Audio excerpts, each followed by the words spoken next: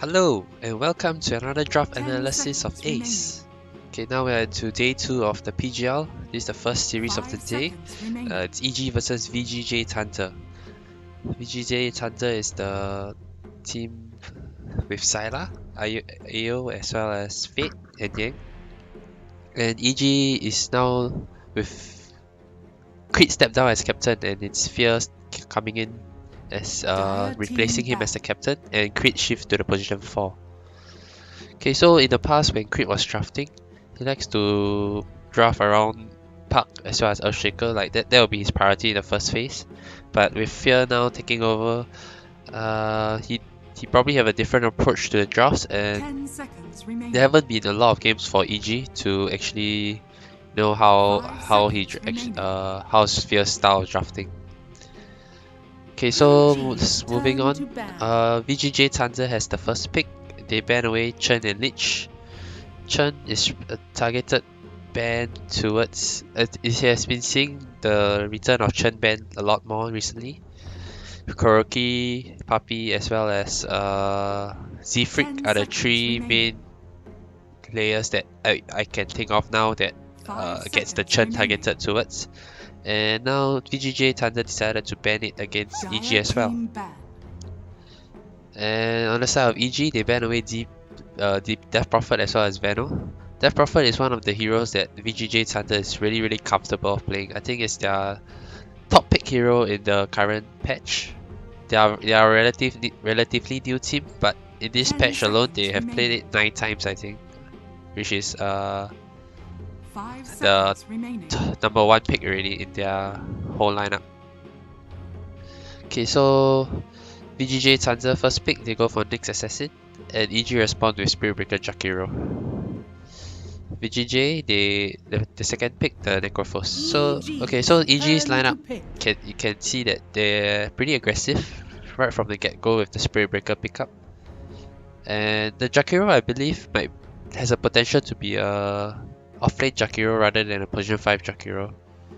In the end of the day, it could still be a position 4 Spirit Breaker and a position 5 Jakiro, but that would be a rather weak support duo, I would say. I would like to see something like a Earth Spirit from Creed here. And VGJ.Thunder, they pick up a very standard support Nyx plus Necrophos kind of duo at the opening, because like Necrophos is very versatile. You can play it on multiple roles, and Nyx is just one of the strongest position 4 right now. It's also really strong against the heroes, like whichever heroes that EG can go for. Spike Carapace, Mana Burn, and Impale are all very strong spells. And Vendetta allows you to scout for your team, give vision. It's like everything you need from a position 4 in the current meta. The Nyx Assassin gives it to you. There's a stun, there's a combo breaker in the Spike Carapace. Yeah, okay, so EG moving on, they ban away Bat Rider as well as Park. And VGJ.Thunder, they ban AA as well as Savant. So VGJ.Thunder, they're banning the AA, they expect this Jakiro to be a core, as I mentioned. And yeah, EG did go for the IO in the end. So this IO is going to be Creed's IO, and Fear is going to be on the Spirit Breaker. I believe the Jakiro will be Universe playing it, or the offlane.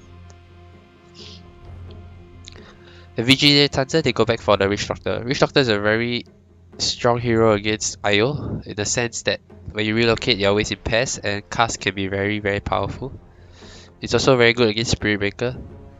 The cast bounce can really disrupt a Spirit Breaker's charge as well as his ulti cast animation. Okay, so what hero will EG picked up to go with the IO? We go for the Arteezy's Lone Druid, keeping Sumel's hero to the last. Lone Druid can cancel Witch Doctor's ultimate pretty easily with the Savage Roar. 10 seconds and it's a hero that doesn't really care about mana burn from Nyx Assassin. 5 seconds remaining. The only worry he has is Necrophos ultimate, but currently the burst on VGJ.Thunder's lineup isn't high enough to burst out a Lone Druid in bear form. It's a really tanky hero, and most of the time you have your bear in your front line, so there's a gap between yourself, and your whole enemy's lineup. Okay, for VGJ.Thunder, they probably will play this Necrophos on the carry or mid row. I don't think they'll play on the offlane. But let's see how if they'll change it around. I think it's a good time they can pick an offlaner now. Doesn't give away too much. They really know that it's up against a lone druid. Other than that, they can go for a Razor. Like, people tend to pick Razor into lone druid just because you can steal a lot of damage from the bear. The bear will always be in front.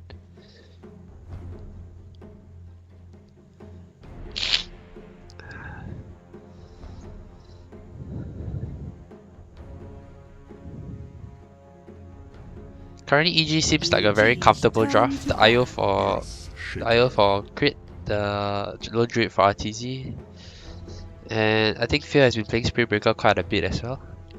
So yeah, they're going for a comfort draft right into their first game of the PGL, the first final they attended. 10 seconds remaining. VGJ, they go for the Earthshaker. Yeah, that's going to be Yang Earthshaker on the offlane, I believe. 5 seconds remaining. Earthshaker is also pretty good against Spirit Breaker as well as IO. Like, when IO relocating, you can see you can just feature together from far or set up a Echo Slam straight away. And Spirit Breaker, when he charges like your teammate, you can just cancel his charge from a long range feature. On top of that, just now I mentioned that the VGJ lineup lacks burst on the target that Necrophos ulti. With Earthshaker, they can, let's say Necrophos throws out the Ripper Scythe on Lone Druid. Earthshaker can always flick in, and with the huge amount of burst damage, it should be enough to bring down the Lone Druid. So yeah, this VGJ.Thunder lineup is starting to have some synergy together, as well as countering what EG currently have. EG, they ban away the Weaver. 10 seconds Weaver is a very good counter to an IO lineup. Usually the Weaver will just go to the back line and focus down the IO, making it very difficult for him to do anything. It's known that a Weaver carry is the counter to an IO pickup most of the time.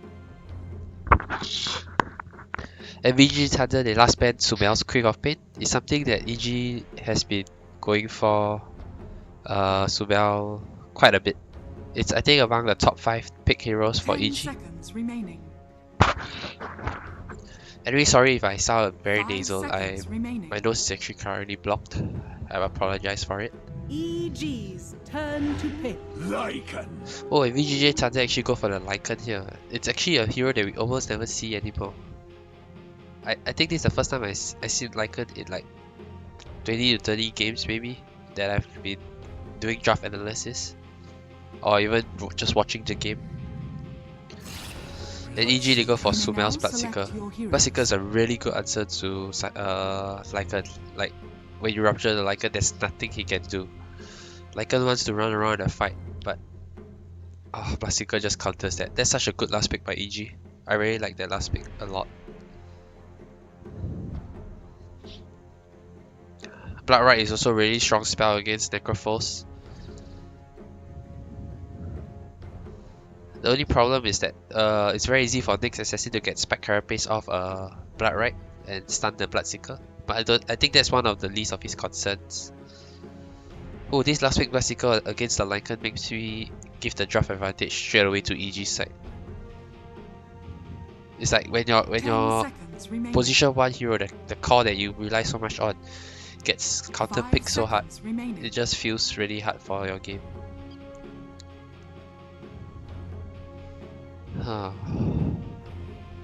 Okay, so EG has the lockdown on the Spirit Breaker and the Rupture as well. They have decent lockdown, they have decent control as well, and they got decent sustain on that with the IO.